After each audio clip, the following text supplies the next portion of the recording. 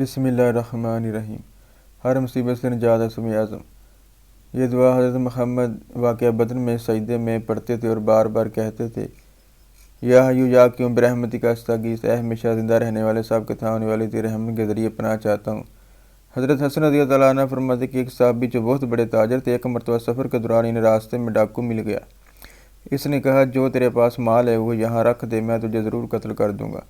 صحابی نے کہا، مجھے 4 کا نماز ادا کرنے کی مہلت دے۔ چنانچہ 4 کا نماز پڑھی، آخری سجدے میں اللہ تعالیٰ کی جناب میں ذیل کی دعا کی۔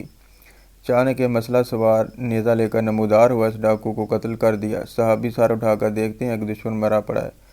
جب آپ نے اللہ تعالیٰ سے یہ دعا کی، کہا تو میں تمہاری مدد کے لیے حاضر ہوا ہوں۔ ابھی ابن عبدنیہ نے کتاب المجانین فی دنیا میں، علامہ ابن قیم نے الجواب الکافی لمن سال عن دعا شافی میں اس واقعے کو بیان کیا۔ دعا کے الفاظ یہ ہیں۔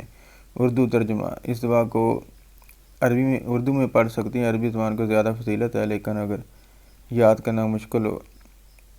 بسم اللہ الرحمن الرحیم۔ اے پیار محبت کرنے والے، اے بڑائی والے، اے اپنی چاہت اور مرضی کے موافق کرنے والے، میں تیری عزت کا واسطہ دے کر سوال کرتا ہوں، حسن کا ارادہ جس کا ارادہ نہیں کیا جا سکتا، اور تیرے ملک کا سہارا لے کر درخواست کرتا ہوں جس کا مقابلہ نہیں کیا جا سکتا، تیرے سے نور کے ذریعے ملتمس ہوں جس نے تیرے عرش کے ستونوں کو جگمگا رکھا ہے۔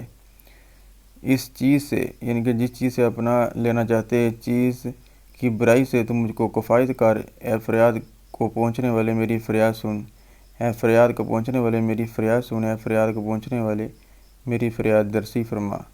اللہم آتنا فی الدنیا حسنۃ وفی الآخرۃ حسنۃ وقنا عذاب النار۔ ملیں گے انشاءاللہ نیکسٹ بار۔